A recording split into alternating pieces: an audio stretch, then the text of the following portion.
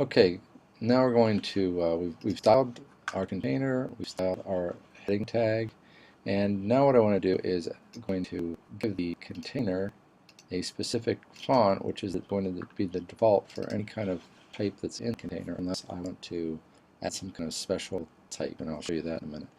What we're going to do is take the type, and we're going to go to, I double-click the container, go into the type category, and I'm going to select font family. I'm going to select Verdana. For the font size, another thing that we can do here is we can set this to M's. Now I'm going to set this to 1.2 M's.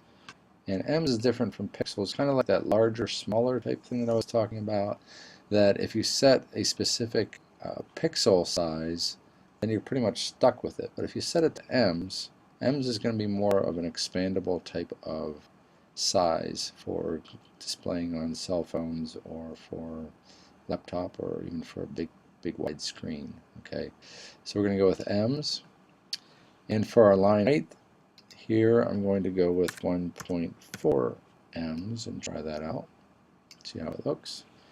And I'm going to give it a color. Why not? I'll give it some kind of dark blue, and that should be it. I'm going to click on OK, and there it is. Now, why did this stay red even though I selected dark blue as the color for the container? Well, that's where the cascading part of style sheets comes in. There is a style that is overriding the container style, and that is the H1 tag that I had selected right here, and I made that color red. Now if I would click in here and type some extra text, here is extra text, that retains the style of the container because the container has a default of Verdana at 1.2 M's and line height 1.4 M's. So if we hit return text, okay, we have this nice little line spacing going on here because I set that at 1.4. Now let's say client says, that's too much, don't like that. Just go right into your container, go down to your line height, get rid of that and make it 1.3 M, and it'll show up differently when we preview it in a browser. And here we go, we're going to preview it in Safari, save the homework, say yes here. Now I made a lot of changes, but it's not showing up until I go ahead and I hit this refresh button, and it will reload the current page, and there we go. Okay, now the browser is always going to display maybe a little bit different than your Dreamweaver document. Here it's pretty close, but in a lot of cases you're going to see the browser, like for instance there's a little bit of space up here, we don't see that in the browser. So those are some things that we'll adjust as we move on. Okay, back to our homework page.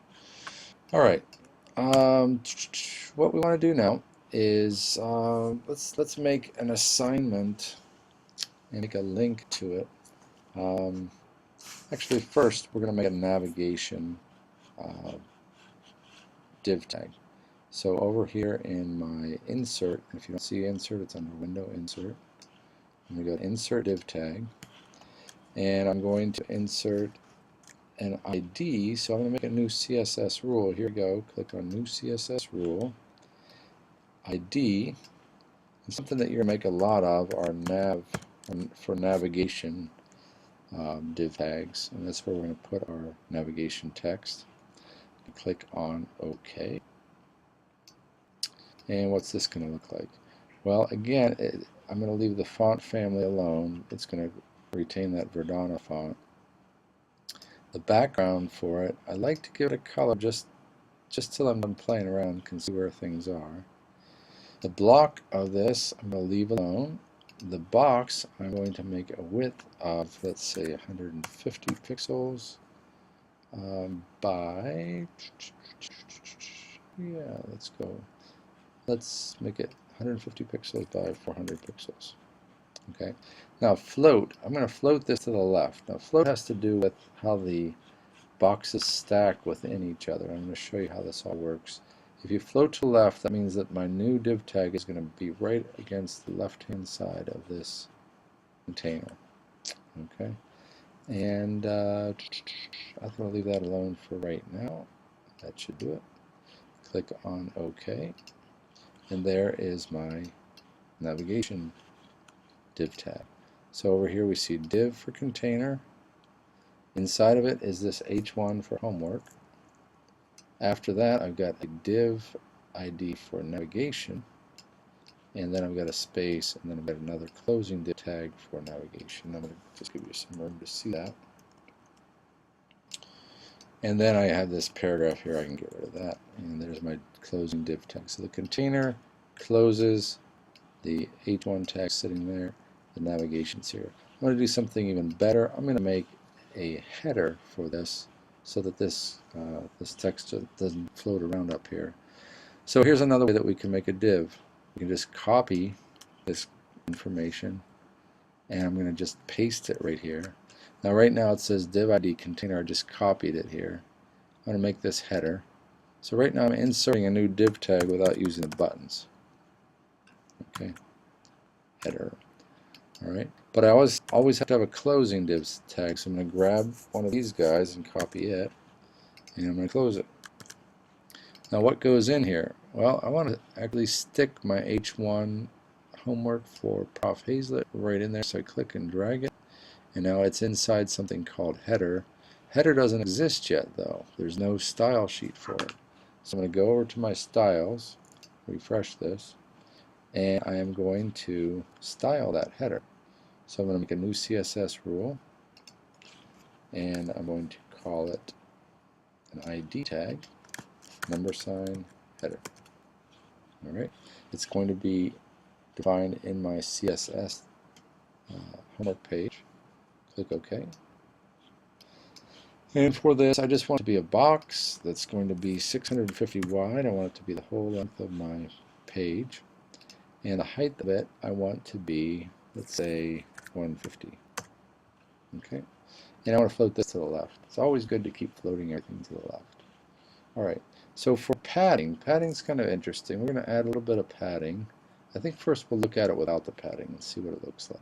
I'm going to give it a background color so we can see where it is. It's going to be ugly, but let me pick something that's very different. This purpley color. At least we'll be able to see where it is. Done OK. Alright, so that's what it looks like.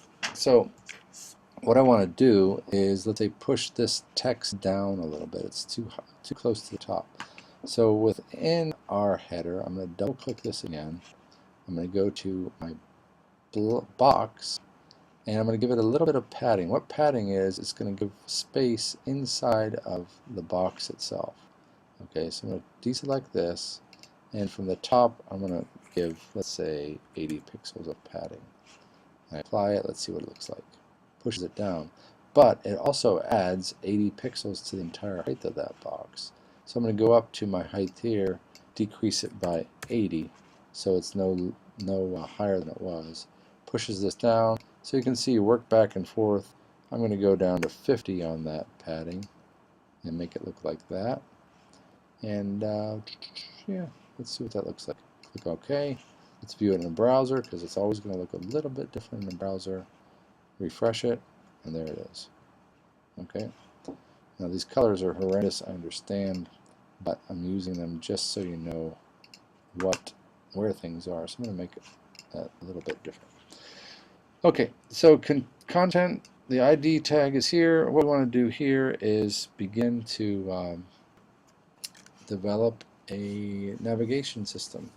So for this, I'm going to put assignment 1. Okay. Now, the homework page is really kind of your first assignment, but you're going to be building some other things, so I'm going to put assignment 1 here. Now, to make a link, I'm going to select assignment 1, and I'm going to make my link by going into my properties inspector, which is here, window properties, right here. And I'm going to make the link go to as1.html, let's call it. Okay. Now the whole thing about HTML or HTM, usually I use HTM. Doesn't make any difference. It's what you prefer. When the web was young, HTML was all you could use. Then Microsoft came out and said we're going to drop the L, and in time I ended up dropping the L as well. But You can use HTML or HTML. Just decide one way or another which one you're going to use, because if you don't label it correctly, your file path name won't work. Okay, so that is going to link to this HTML page. So I'm going to click over here, and now I see that I've got this underline and it's turned blue. That's kind of the default. Let's say that we want to set up our own style of links and make it look different than just a blue underline. I'm going to go to modify. This is the quickest way to do it, but it does create a problem. I'll show you in a minute. Modify page properties. Right here, it's very nice. In our page properties, there's a couple things that we can do. One is that we can set a background color for our entire page, and I'm going to go ahead and do that right now.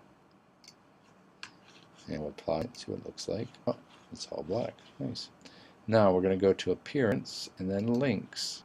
The links is where we're going to change these colors for the links. So the link color, when something is hot on my page, let's say that I want it to be a bright yellow. Is that even going to show up? We'll find out. No, that's not going to show up. So let's use a purple color. Okay, it's going to be dark purple. When you roll over it, what's it going to look like? Let's say that it turns kind of a lighter purple. Yeah, over here. Let's do that. So it's going to be dark. We roll over it, it highlights. The visited links means once we've gone to another page and come back, what does that link looks like? Usually you're going to have that look a little bit different. We'll have it kind of an olive green. And the active links means when you click and press down. I don't use this that much. What does it look like when you click and press down? The other thing that you can do is underline style. You can have never underline. You can always underline, show underline only on rollover, or hide underline on rollover, which is kind of odd. I'm going to use this one here, show underline only on rollover. Click on OK. All right, and now we lost our underline. I'm going to click a live view here so I can see what this link will look like if I live view it, and there it is. Okay, and you're wondering what happened to all my styles on here. Well, I hadn't saved my CSS, my style sheet here yet, and that's why it's not showing up. I'm going to click on Homework CSS. I'm going to save it,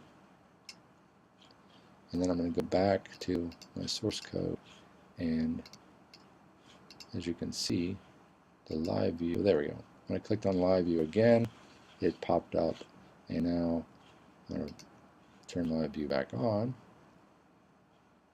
and now my link is working. Okay, so sometimes if you do something and it doesn't show up right away, it's usually because something needs to be refreshed. So don't get too upset about it too quickly. Now, something about this is that I'd like to give a little bit of space here so it's not just hanging on to the left here. So I'm going to give myself a little bit of padding for this guy.